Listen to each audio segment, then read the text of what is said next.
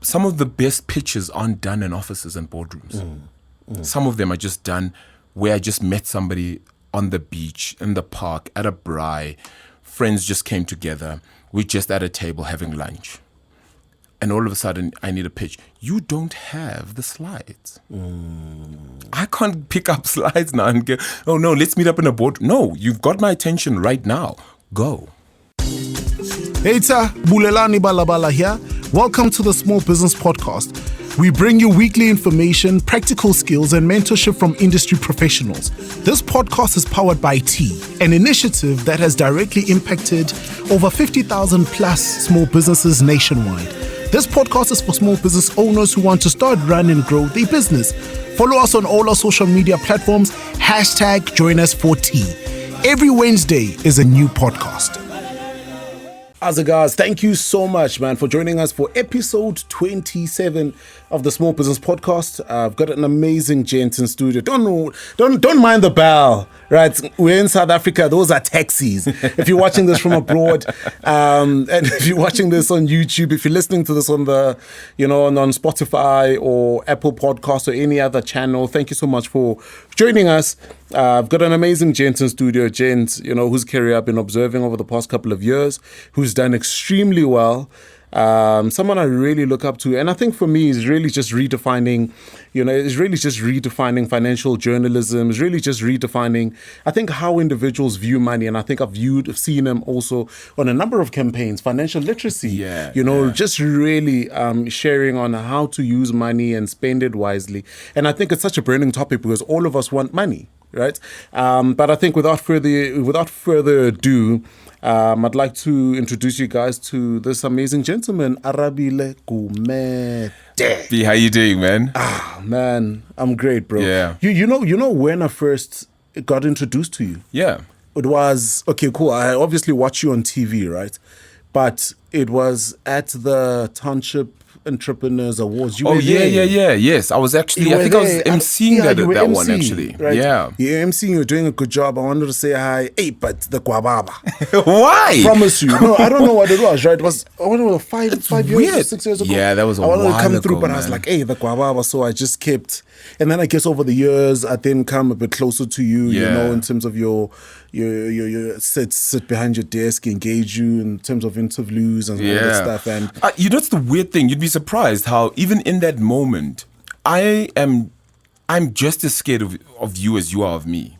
Crazy, really? Because in that moment, remember that, yes, fine, I need to project a message, right? I need to be this MC that gives and delivers this task that, I've been asked to do. But at the time, you're still like, anybody who comes up to you is like, yo, did I say something wrong?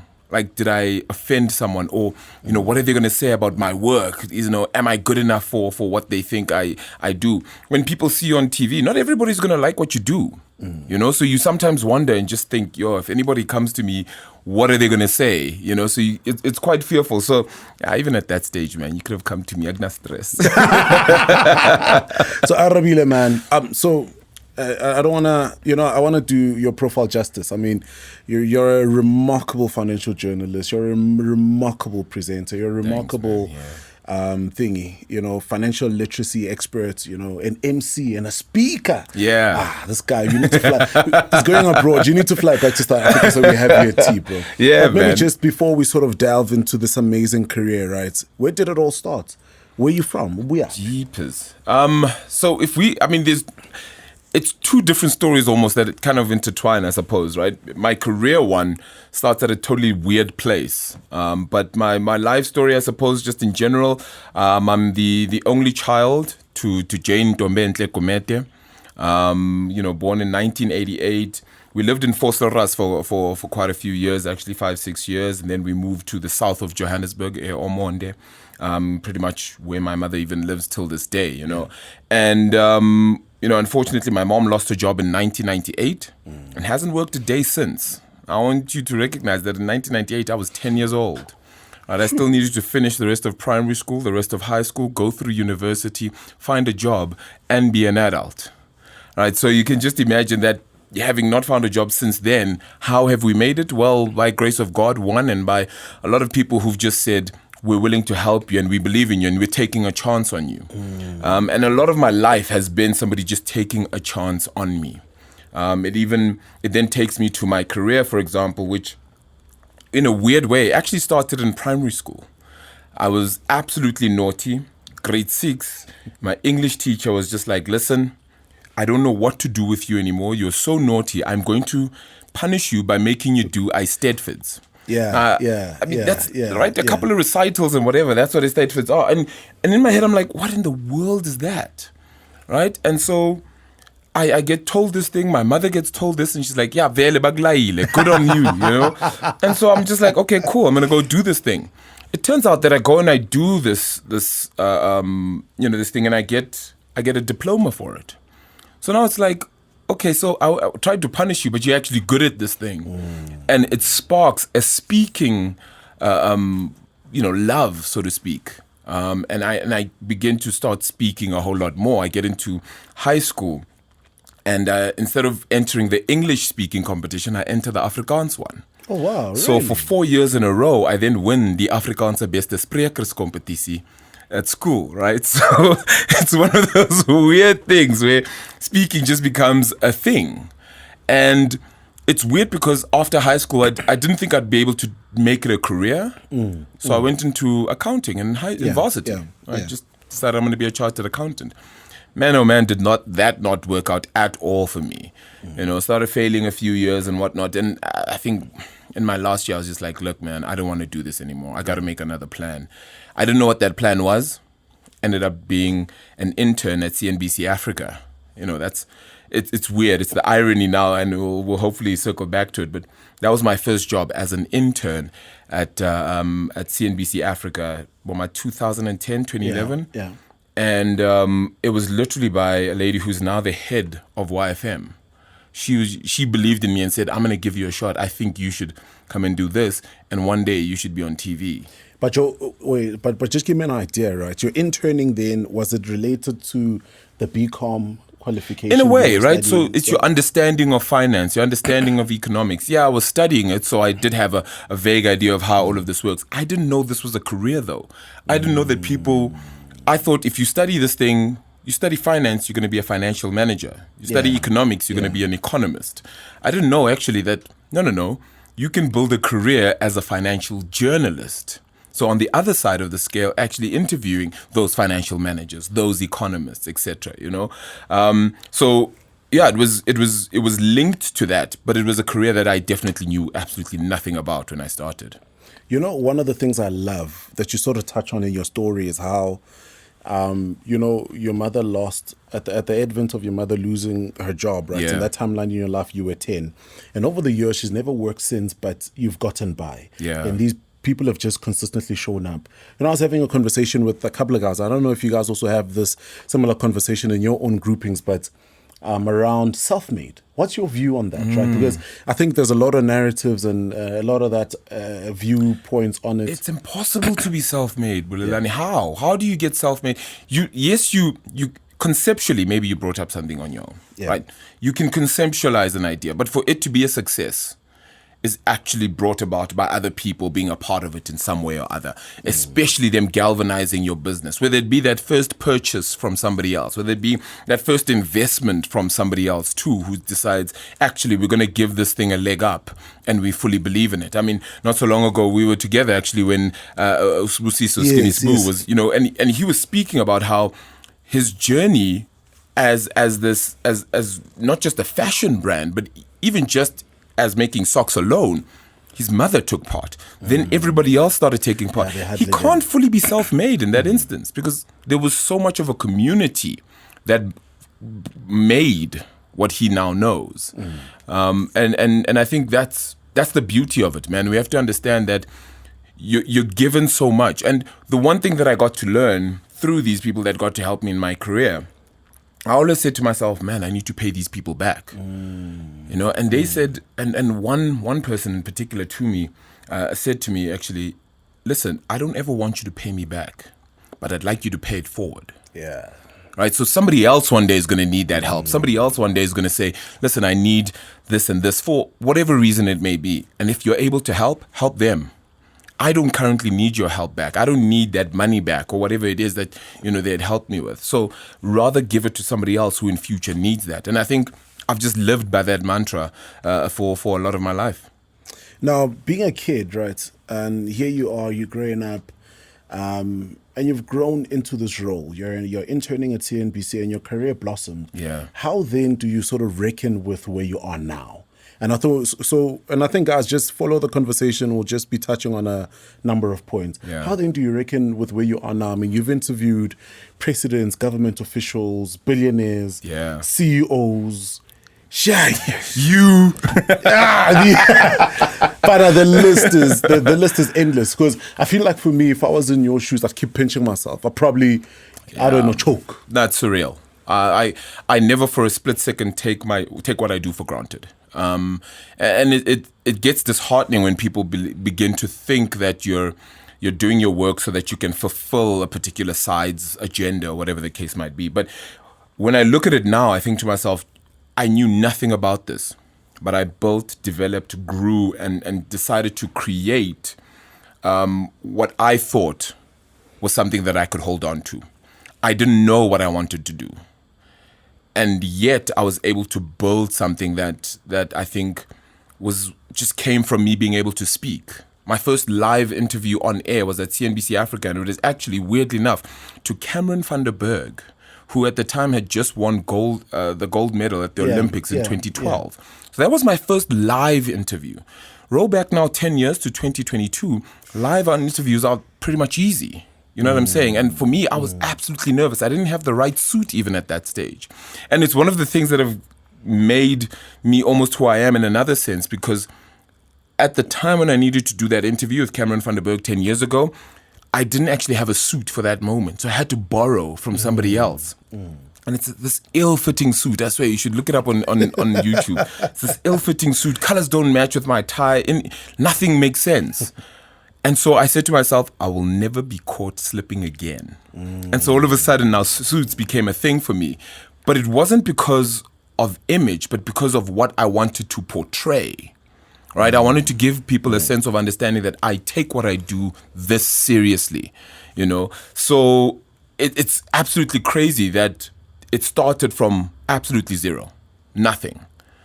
An internship where I was hoping for the best, getting 5,000 Rand a month, and now you can make it whatever you want to, right? I can call up somebody, and the recognition of my name is still there. And it hits me every day. I'm just like, that's wild, man. That's absolutely crazy. Some of the numbers in my phone book, I'm like, yo, Njani. It's wild. So just two questions, right? So I think the first one, how did that moment feel when you got the call to say you're going to be interviewing the president of Rwanda, Paul Kagame? Sure. It's one of those gentleman who's disrupted his space, and here you are, treading along, disrupting your own industry and space. You don't always look at it. So newsrooms are weird, right? So there'll be a story for the day and whatever will happen. But then comes a time where they're just like, okay, cool, we need to do this interview. We've gotten the yes for this one. The person who was initially going to do it, unfortunately, not around. Arabile, you're up. It's not a question of, do you think you're there? Do you think you're able to? It's okay, go. And I don't think I had enough time to think about it. We're in a space, or I'm in a space where all of these people are part and parcel now of who you, and you have to be critical thinkers. So you can't even be there and admire and admonish and look at them and think, you just literally have to think to yourself, all right, what are the salient points that I need to cover here? Yes, his security team will be angry, but what do I need to ensure to have a vibrant conversation with him so that I don't shut him out? I'm thinking way beyond, for lack of a better term, the stardom of it all. I'm actually thinking about how do I make this interview work? That is the first thing in my head. I think afterwards you then think, oh wow, that's actually the president of Rwanda, or that's the CEO of that company. That's, so I think all of those things hit afterwards. In the moment, it's really about how do I make that interview matter and a lasting impression beyond just that moment. Now, one of the things right, that I really appreciate about you and your career, right? And I think I've observed very meticulous, very sharp. Yeah. Now, and I think this is where the entrepreneurial lesson comes in for me, right?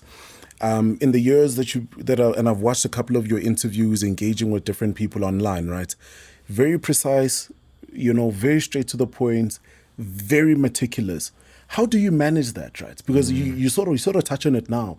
Here you are engaging with someone while thinking around a lot of factors, and I think a lot of entrepreneurs choke. And the importance of this question is that when you're given an opportunity to pitch, you choke when you need to engage on the next point. Yeah. When that blurb that's sliding up kind of stops and you don't have your cues come up. How do you sort of navigate that, And I think, how do you sort of think entrepreneurs can navigate that so that they bulk up the boldness, small business owners can bulk up the boldness to confidently pitch and speak on their businesses? So in that first job, when I was at CNBC Africa, the one thing I remember, I don't know if you know Lerato Mbele. I think she's like a matriarch of financial journalism in my point of view. The first woman I ever worked for effectively. I was an intern for her show at CNBC Africa at the time. And as I was learning, I was trying to find out what I could do for her. What could I do to make the show easy for her? And she said, you know what? I don't need anything. What I need from you, however, is for you to read. No matter what it is, just read. Take a book, take something, anything, just read.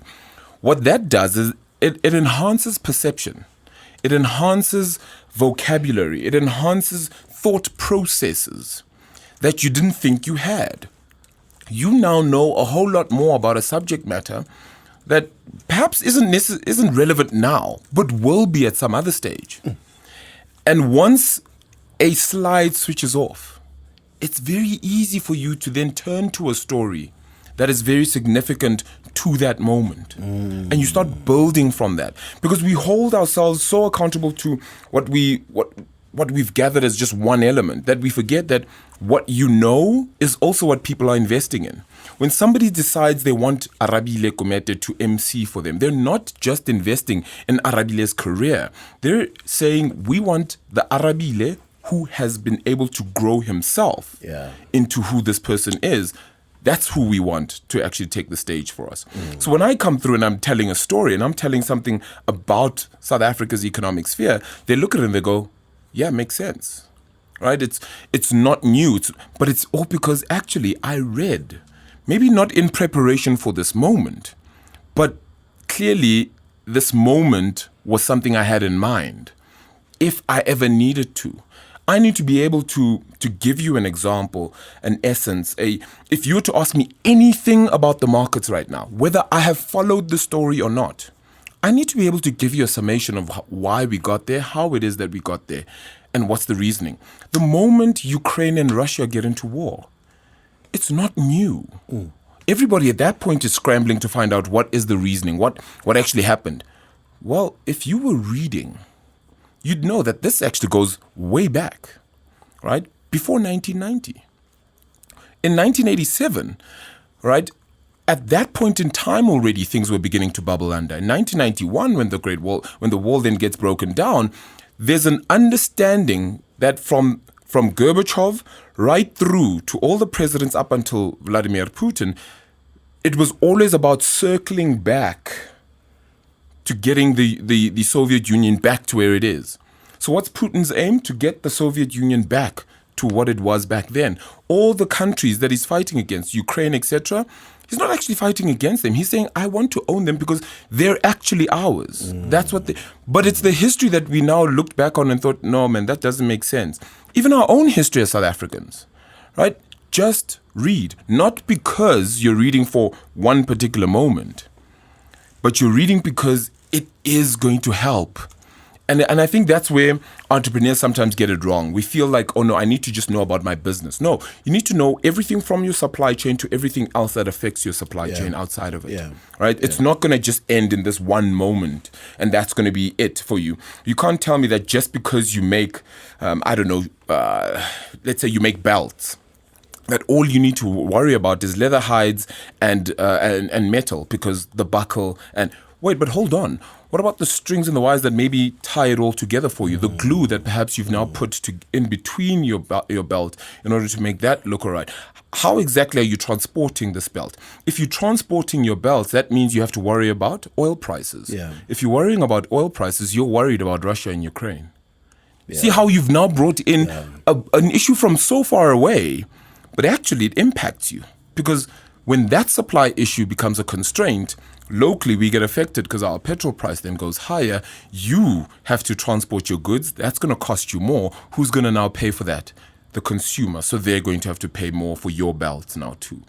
That issue there is costing everyone. And it's that reading to just know. People are always just like, but why does the petrol price go up so much? But it never decreases enough. Well, understand the basics of economics. Unfortunately, we're in the dire position that we first, in order to buy a barrel of oil, which is turned into petrol, I first need to buy $1. How much is $1? Right? So 15 Rand odd. Okay, now I've bought $1. Now from that $1, I need to now buy oil. Oil is sitting at over $100 a barrel. Okay, so I need to make sure that I have enough rands to make enough dollars that make up enough to buy 1 barrel of oil. The more those two go up in price, the more difficult it becomes for South Africans to buy oil, which means petrol has to go higher. The basics. So if you understand that, you understand why that goes higher, why inflation goes higher. So it's all of those things. And I think as an entrepreneur, begin there. Just read. Now, we could just end the podcast right here. Thank you so much for joining us. See you guys again. No, man, you're such a ball of wisdom. And I think, you know, this podcast is everything I thought it would be and a heavens lot more. Yeah. Right? But there's something that you sort of touched on. Here you are, you're given this opportunity. You're wearing this suit that you had to borrow from someone. But now answer me this. How important is it to always be ready? Because sometimes you sort of feel like, why must I be ready? Because the ready needs me to have the money to prepare 1, 2, 3. I'll be ready when the opportunity comes. Aye. How important is it, right, to always stay ready? Let me put it this way. If I was not ready for every opportunity that came my way, I wouldn't have even started this career. I wouldn't have even been able to do it. Because for me to have gotten the internship was because this lady, I was doing promotions to now pay for my studies. All right. And so one of the ladies had come through as a client to the company that I was working for when I was doing promotions, and they said, listen, we're looking for guys who are pretty much fluent in economics and accounting, etc. And they just said, okay, well, we've got Arabile. We don't know much else if he's going to be the right person for you, but here's Arabile. And so this lady then just says, please bring your CV. We'd like to have a chat. I don't know about what, right? But there I am having a chat, and this lady's just like, just tell us about the state of the country and what are your thoughts on it, etc. How should I know? Right? But the fact that I'd been reading the whole time, I just brought up what I knew. And it is that ability to just know that I need to just be ready with this ball of information. Yeah. I don't know when I'm going to use it. Yeah. It may never be used. Yeah. But if I have it, I can use it at some stage.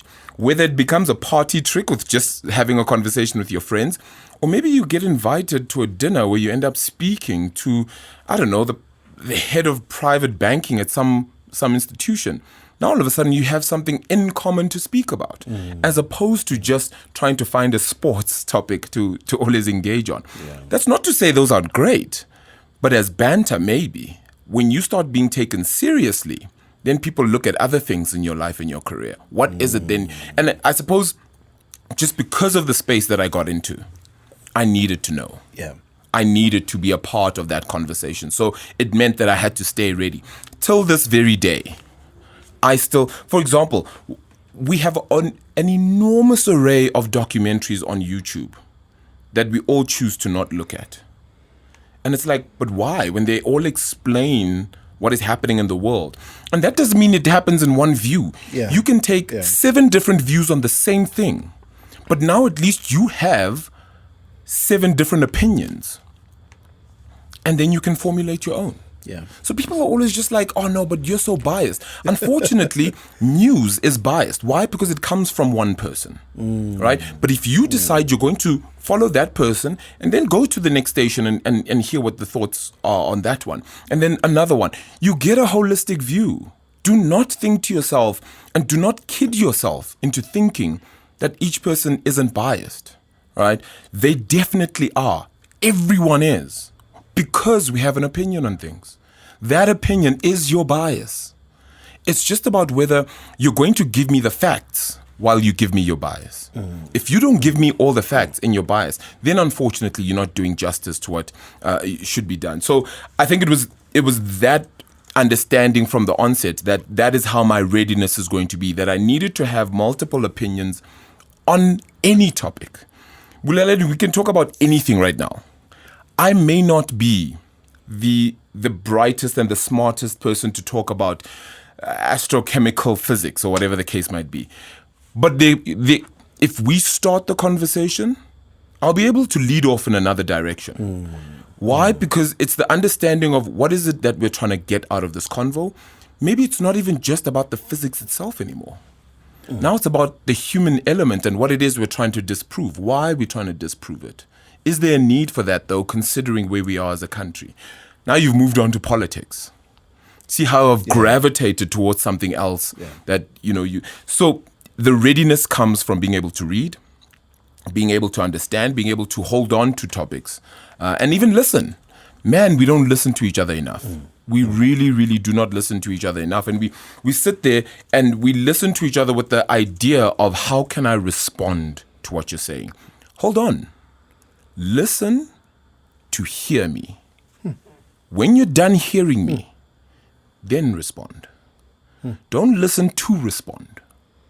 And I think that becomes a critical factor for people. Arabile, just tell me this, right? I mean, even as you engage now, right, you've got this gravitas. But most importantly, your influence permeates beyond this microphone in the studio. Yeah. You've captured all of us, right? And everyone who's going to be watching this video and this podcast. As a business owner, how can I present myself? Are there steps that I can follow in being able to present myself in such a manner that I'll be able to start and latch on to my audience and not lose them? One, know your subject matter extremely well. Do not for a split second think that knowing what you're going to speak about isn't important. If I don't know the state of economics in the world, I cannot give you an ounce, an inch of a proper conversation. So if I'm going to give you my business plan, for example, I shouldn't need slides. I'm giving them to you. They're not for me. You get what I'm saying? So when I do a presentation and I've got 14 slides or whatever the case is, I should not have to read them. I look at them and just go, oh, that's what I'm going to talk about. And I go. And I lead you onto something that will make you believe that I know what I'm talking about. Yeah. If I don't, then there's no point. So I need to know my subject matter, which is why, for example, I'm able to talk to you about Russia, Ukraine, the petrol price, interest rates, inflation, all in one conversation. Not because I learned it for this conversation, but I learned it because that is my subject matter. Yeah. And I want to know my subject matter. So I need to know the intricacies, ins, outs, and how it works. Otherwise, there's no point. And so I think if we don't know our subject matter in and out, and sometimes think of the most impossible situations and scenarios, test yourself on that. If you're unable to tell somebody at a party, right, you're just at a braai, for example, and they ask you, hey man, what do you do? No, I'm a financial journalist. Oh, so what does that mean? Basically, on a day-to-day basis, I give you the lowdown on how South Africa's economy and the world looks. That is my job. If you are unable to tell people what you do and get them to understand it, like in a way that is easy enough for them, then maybe you don't actually understand what you're doing. That's powerful. Right? So and what you're doing it for is also just as important. Bulelani, it's easy for me to say I want to make $1 million. I can say it. What am I going to do to get there? right? So I need to then believe in the process and then say to myself, okay, my plan is this. I'm actually going to monetize this portion of the business by going through this way, and then I'm going to find another way. I decided in 2018 that I'm going to be an independent financial journalist. My mother was like, are you crazy? We're used to getting 9 to 5s. Let me put it to you this way, Bulelani. My last job that I did as a 9 to 5, right? And I'm one of those that I don't mind telling people how much I earned or whatever the case was, right? But nonetheless, my last 9 to 5, I earned 40K. I took home 40,000 Rand. And I decided to quit. Now, 40K was the highest amount of money I'd ever earned in my life at that stage. I was like, I've reached a high level here. This is really great for me. But I thought, I'm spending 9 hours here earning 40K when actually if I could do speaking gigs and emceeing events, I can earn that 40K in a day, right? Plus at the same time, I can still do radio and TV. Yeah. So what did I begin to do? I, got to know my subject matter as well as I possibly could. And then I said to myself, I need to believe in my vision, because what I'm trying to get to is a point where I am the pinnacle of financial journalism in the country. I want, when you think of business in South Africa, you must think Arabile Gumede. The same way when you think sport, you think Robert Marawa. Yeah. You get what I'm saying? Because it is that significant and that important for somebody to be able to associate you with something like that. If that's what you want to do, and you want somebody to associate your business with, I don't know, a bakery, shoemaking, sock making, whatever, belt making, all of those things, then you need to know that entire process. From, it doesn't matter what it may be, the smallest element, creating a button for that matter, know it. Because it means that in a conversation, in a pitch, some of the best pitches aren't done in offices and boardrooms. Some of them are just done where I just met somebody on the beach, in the park, at a braai. Friends just came together. We're just at a table having lunch. And all of a sudden, I need a pitch. You don't have the slides. I can't pick up slides now and go, oh no, let's meet up in a board. No, you've got my attention right now. Go. And so if you don't have that ability, I think it does put you at a disadvantage. So, man, just know your subject matter as much as possible. I like that. I think you've just given me something to post on social media later today. Definitely given me something. But Arabile, man, you know what? You are, more than a believer, but you've shown it in your actions as a firm advocate for financial literacy. Yeah. Right? Impacting individuals, small businesses alike with your knowledge. But let's start here because, for me, where I come from, financial literacy or financial conversations are not conversation we had. It was simply, Mom, could you please buy me 1, 2, 3? No. Yeah. There were no reasons and explanations behind 100%. it. And then I got this big slap the moment I started making money and I was opening accounts from Cape to Cairo. Yes. Ended up owing them. How important, why are you advocating for financial literacy, and what is the importance behind it? If we knew what goes into inflation, would we not treat it better? So, let me put it to you this way. You ask for an increase at work, and then you say to people, but inflation is 6%. When? In the past, right? But you haven't taken future projections of inflation into account.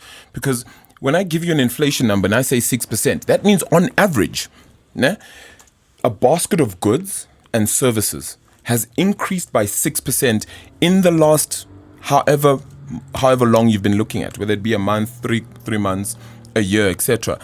So are you going to base your increase for the future on the past? No. So why not look at people who are projecting what inflation is going to be? But if we don't have the financial understanding of what inflation even is to begin with, that won't even matter. Right? I need to keep telling people what is inflation. I've done this before and I said to them, give me terms you don't understand. First one, inflation. Okay, and then I sit there and I go, okay, cool. So let me explain inflation to you.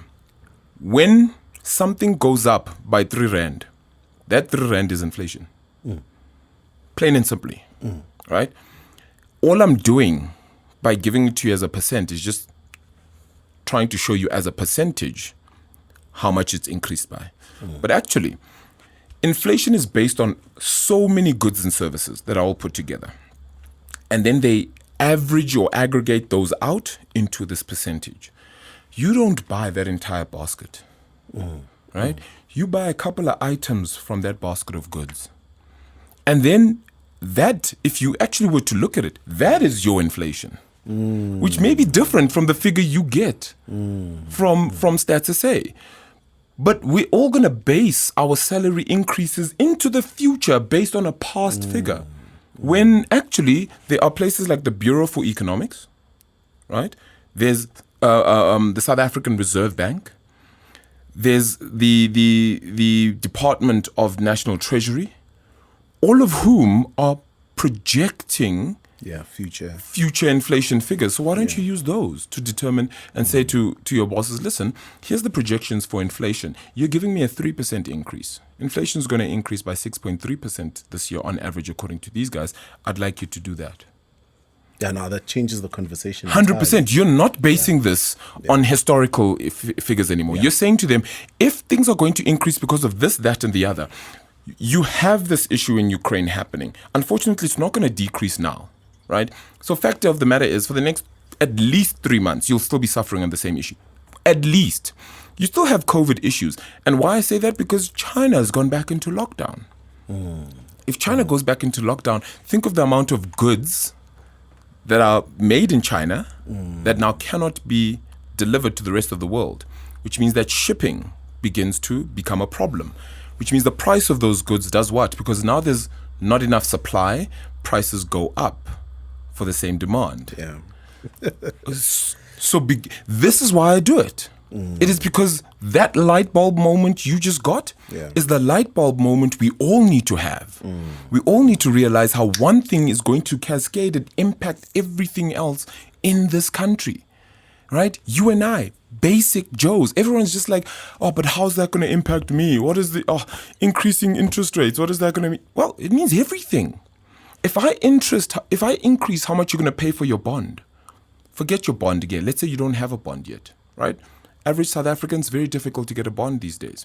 Let's just say you have debt, unsecured debt for that matter, which means you asked a bank for money and they said, we'll give it to you without giving us collateral. So you don't have a house, you don't have a car, nothing like that. We'll just give you the money. It's a revolving credit facility or whatever the case might be. Let's just say it's 5,000 Rand.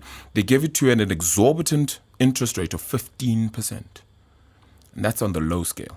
Gave it to you at 15% because of your credit record. If I then begin to increase interest rates, what have I done? People are just like, how does that matter? Yeah. Well, what I've said actually is that how much you're going to pay back to the bank it's much higher. It's actually going to go up. Yeah. But you don't look at that because you're like, hey, I don't want to see that thing. I'm just going to pay them and give them actually, what about your budgeting purposes, man? You kind of need to know that stuff in order for you to readjust how much you're going to put into certain things in your household. So you kind of do need to know. You got to face it. Otherwise, you're not going to be able to finish that debt and pay it off quick enough. That's why they say that when interest rates go down, make sure you pay off your debt quicker. So when interest rates are down, for example, on the house that I own, I kept paying the same amount I did the first time I bought my house, which is when interest rates were still sitting at that high of 7.5%. Why? Because I said to myself, what in the world would I be doing at a stage like now when it begins to increase again? Am I now going to myself, my budget is going to be messed up again? No. My budget is still there. And now I've bought myself 5 years. Believe it or not, I've bought myself 5 years. Because that just means I can finish this house then in about 15 years and it doesn't even have to be a worry for me because I've been paying it off on the same budget that I had initially budgeted on. And so that's why I advocate for it. If we knew, we would do better.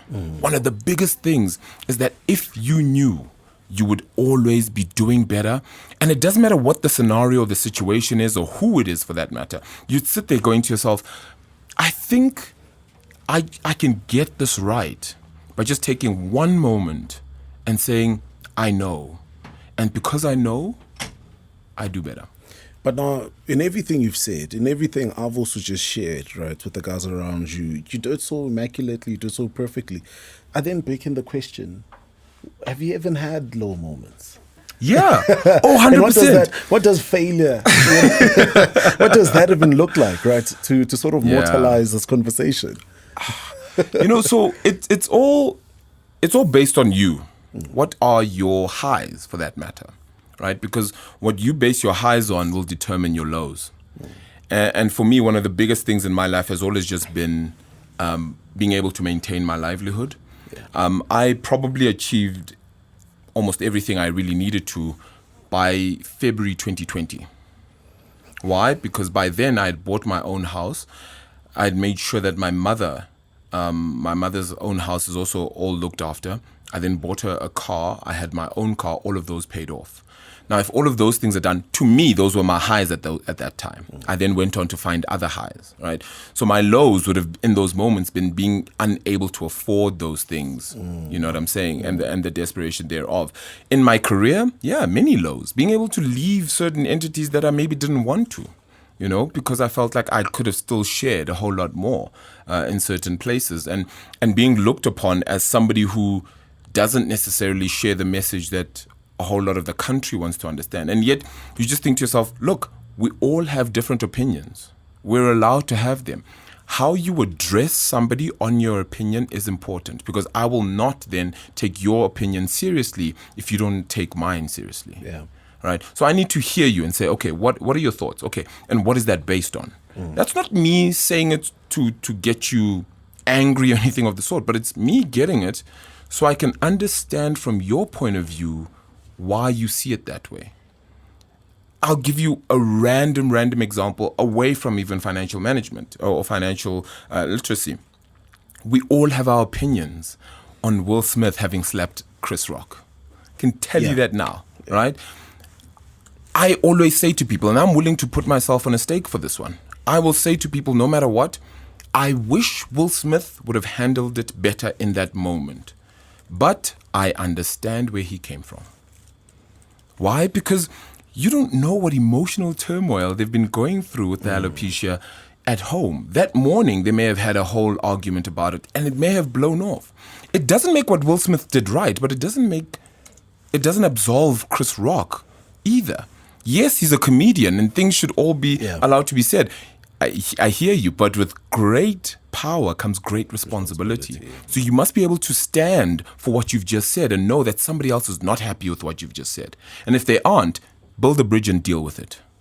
Right? So you got to man up. So it's I think for me that knowing what is it that for me works and may not work for somebody else. So my low moments really are when I fail to be understood in that manner. Because I'm not saying I'm perfect. I'm not saying that anything I ever say is going to be 100% right all the time.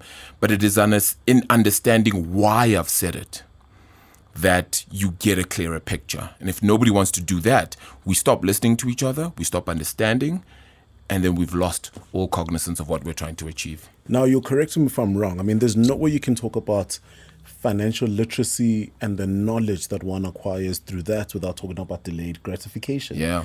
How important is delaying that gratification? Sure. So to be fair, Bulelani, I have, it's going to sound weird, but I have enough money to buy any car I want. I don't. I drive a Polo. Why?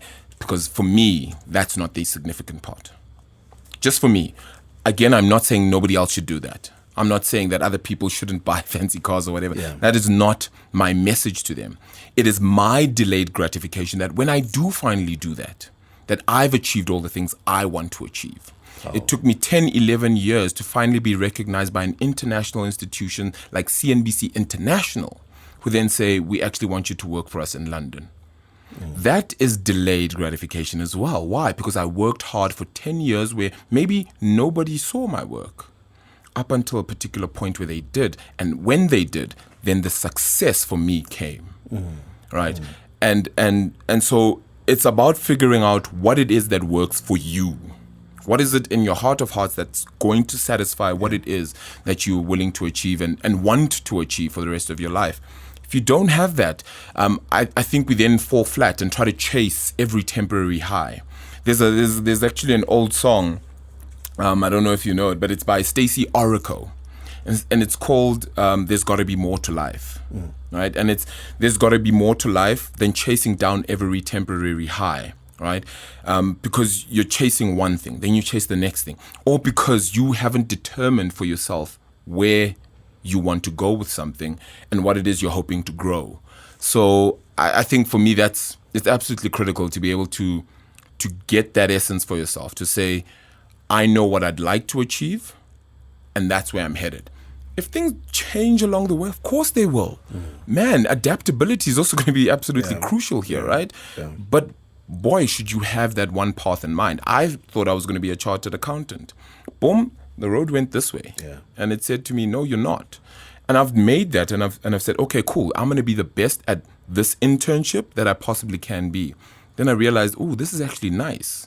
I stepped into a studio and I saw lights, and immediately I was like Kanye West, Rihanna, all of the lights. Yeah. Right? And immediately I just started going, I was like, actually, I'm going to be the best at this I possibly can be. And I may not be the best, because I will always say this, practice doesn't make us the best. It doesn't make us perfect either. It just makes us better. Man, that's phenomenal, right? And I'm actually taking notes because I'm learning as you're sort of engaging. But now tell me this, if you had the opportunity, not even had the opportunity, but what advice would you give your younger self to either do more of or to do less of? Be patient. Yeah.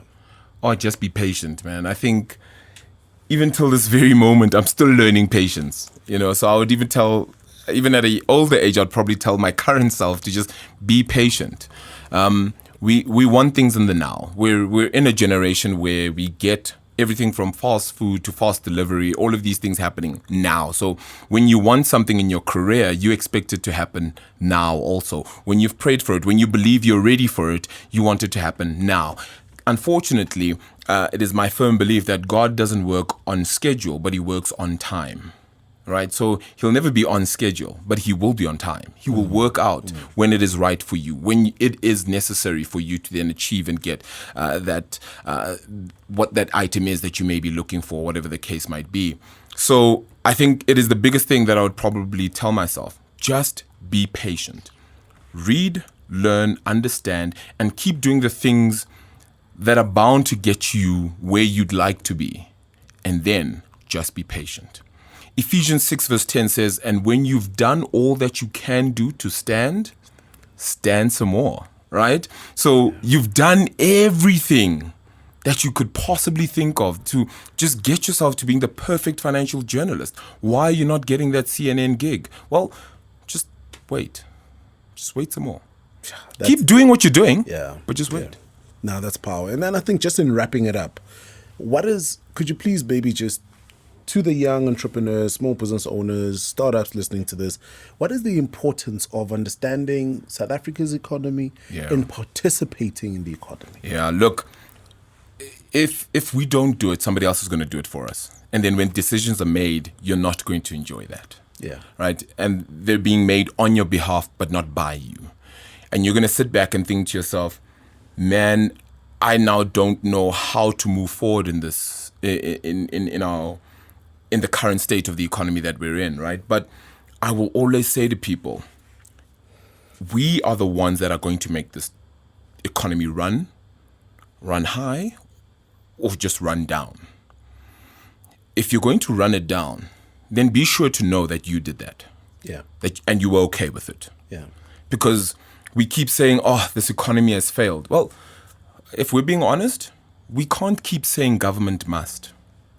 It's going to get exhausting at some stage, right? If anything, it's already exhausting. Government isn't. Fact, they aren't. So what are you going to do about it? I'm not saying now let's engage in stealing, whatever the case is, but it does mean that there are environments where you can build around. And you will get angry because you're not getting that deal now. But as I said, be patient. Keep doing the things you're supposed to. Because somebody will give you a shot. And when that shot comes, you need to be ready. That shot may not always be on a projector screen where you're able to pitch. But the fact that you are standing ready every single time means that you can sit there and make something of it in every single moment. And it means that you can build and take on no matter what the scenario and the situation is. Sometimes we also see, or maybe we don't see, where to from here. And so there's a book, right, that speaks really in relation to all of this, right? And it's called the donkey, the boy, the hare, and the I forget what the full title is, but it basically speaks about how the donkey and the boy were actually going through the forest. And they got to this forest, and the boy then said, "Jeepers, I can't actually see the destination that we're going to." And then the donkey sat up and said, "Well, can you see the next step?" The boy said, "Yes." And the donkey just said, "Take that. Just trust that." Right? Because once you take that, you then take the next one, and the next one, and the next one. And 10 steps from now, you're 10 steps further from where you were. And that is the building you're trying to do. If we don't take those steps, we won't build a country that is going to be where we want it to be. Where every day we're still talking about abject poverty, unemployment that is at astronomical levels, the highest in the world effectively, and a record high for our country. What is the point of complaining if you're not going to do anything about it? We sit and say, "Oh yeah, but I can't partake in the economy because I'm poor, I don't have this, that, and the other." I'm sorry, you still have 2 legs and 2 hands, 2 arms. You still have a brain that can think, which means that you are able to do a little bit more than that. Instead of just asking for a handout, how about working for that hand so that it can give you more? I can keep giving to you and you just keep taking, but you're not learning anything. Yeah. You are absolutely not learning anything. And I think we were so quick to get ourselves down and just say, "Mara, hey, government must help me. Okay, mara wenzani ke wena?" What is it that you're doing? Are you just going to sit and say government must? Because unfortunately, government isn't. So you must. Ladies and gentlemen, that is, wow. Arabile Gumede. Man, we're going to follow you, man. This gent is flying out to London. Yeah. Good, congrats, bro. Thank you so much. And thank you so much for... I'd say for being this is an exclusive just before he flies out. There will be no other before he flies out to London. Thank you so much for the talent that is you, that is the gift that is you. Guys, follow him. And I mean, share. I mean, if you're watching this right on YouTube, listening to this podcast, share some of your financial literacy, financial knowledge, some things that you learned as you moved along the journey, and the importance of participating in the economy so that we engage on social media. Thank you so much. Bulelani, man, what you're doing, absolutely amazing.